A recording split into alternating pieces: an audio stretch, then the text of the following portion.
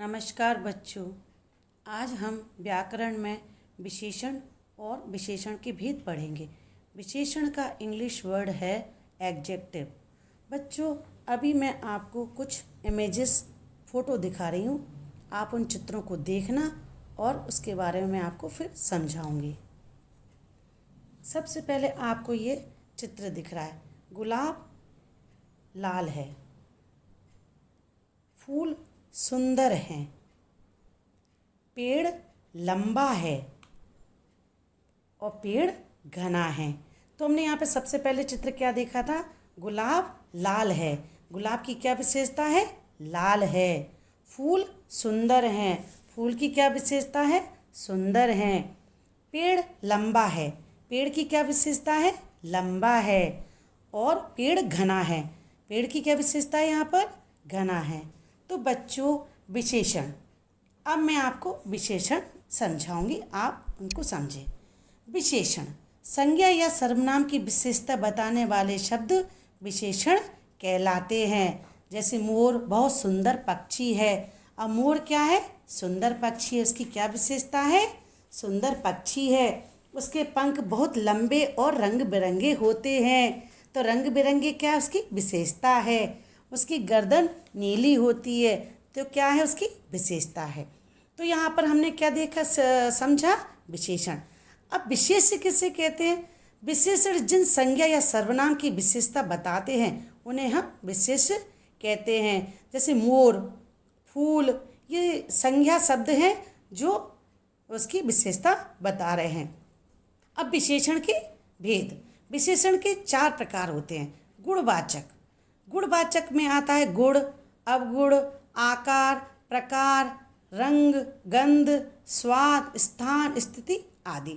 इसकी परिभाषा है जो शब्द किसी संज्ञा या सर्वनाम का गुण, दोष, आकार, प्रकार, रंग, रूप, गंध आदि बताते हैं वे शब्द गुणवाचक विशेषण कहलाते हैं। जैसे भारतीय सैनिक वीर होते हैं, तो ये उनका क्या है? गुण है।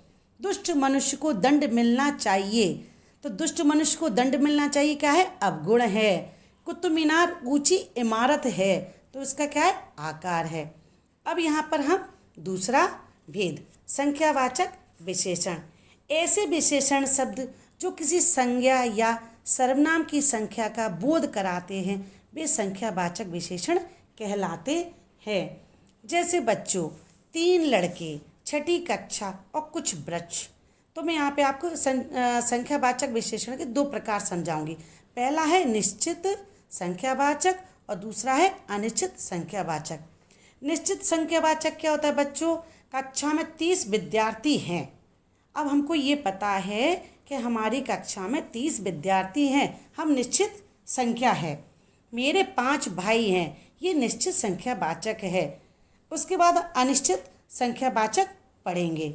अनिश्चित संख्यावाचक में क्या होता है? जिसमें हम निश्चित नहीं होते हैं। सारे लोग बाहर खड़े हैं। अब सारे लोग में कितने हैं संख्या में, हमें ये कोई जानकारी नहीं है। हम सब घूमने जा रहे हैं। हम सब घूमने जा रहे हैं, कितने लोग जा रहे हैं, कितनी संख्या है, कोई निश्चित नहीं है। तो ये अनिश्चितवाचक संख्या है।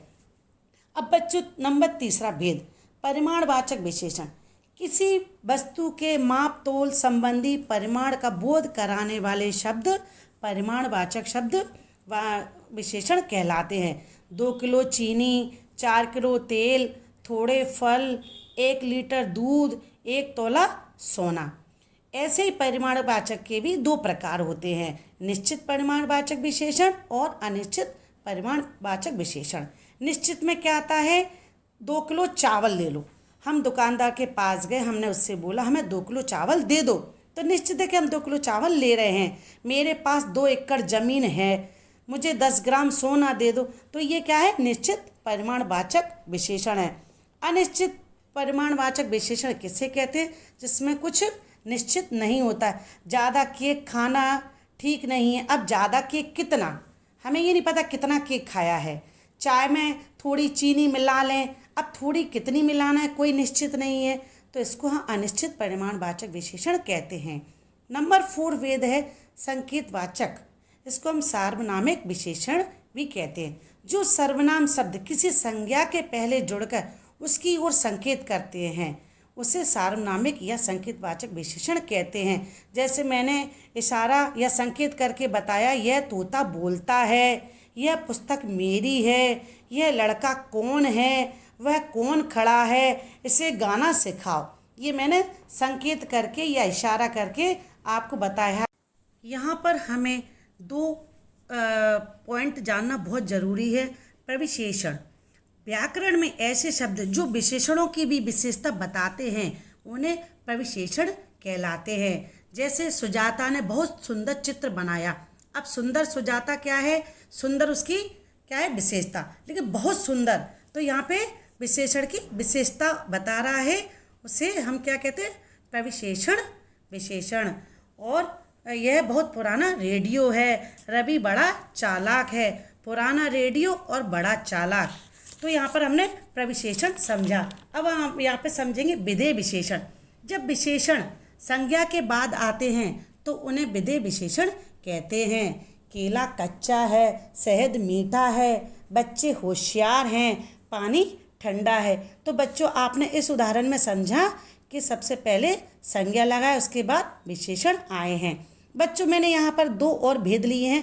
प्रश्नवाचक विशेषण, ऐसे शब्द जिनका संज्ञा या सर्वनाम में जानने के लिए प्रयोग होता है प्रश्नवाचक विशेषण कहलाते हैं। यह व्यक्ति कौन है, मेरे जाने के बाद कौन आया था, यह वस्तु क्या है, विकास के साथ कहाँ गए थे तुम, ये क्या है प्रश्नवाचक विशेषण।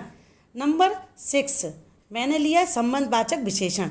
जब विशेषण शब्दों का प्रयोग करके किसी एक वस्तु या व्यक्ति का संबंध दूसरी वस्तु या व्यक्ति के साथ बताया जाए तो वह संबंधवाचक विशेषण कहलाता है। उदाहरण, पेट हमारे शरीर का अंदरूनी हिस्सा है, ज्वालामुखियों की भीतरी सतह ज़्यादा गर्म होती है, अमन का भीतरी इलाका एकदम उजाड़ है।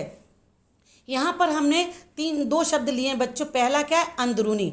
अंदरूनी शब्द क्या है, शरीर, तो बाहरी शरीर का अंदरूनी शरीर का संबंध बता रहा है।